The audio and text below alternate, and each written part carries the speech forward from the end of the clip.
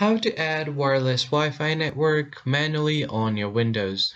What's up everyone, in today's tutorial I'll be showing you guys how to easily add your Wi-Fi network manually on your Windows.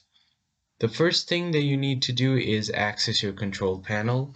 So on your search bar, just search for control panel, and once you do that, just hit enter.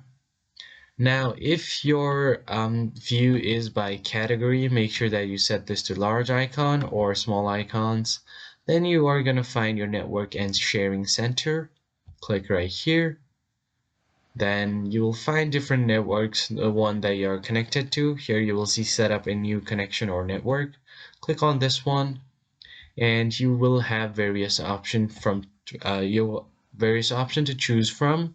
So you can choose either connect to internet, set up a new network, or connect to workplace, but we want to add a wireless network manually, so we're going to select this one. Then you're going to click on next. And now this is the important step. You cannot make any mistakes, so you will just have to enter your network name, select the security type, then on the encryption type you can choose that as well. And then once you do that, you can just enter your security key. Security key also refers for your password.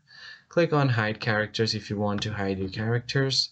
Then this is the important step. You have to make sure that you check this box, connect even if the network is not broadcasting.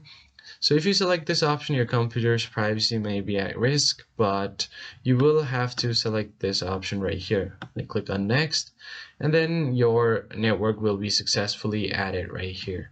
Now if you close this out, open up your Wi-Fi network like this, you will find the network that you've just added here, and then you can just connect to it.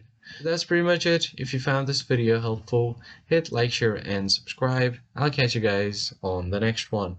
Thank you for watching.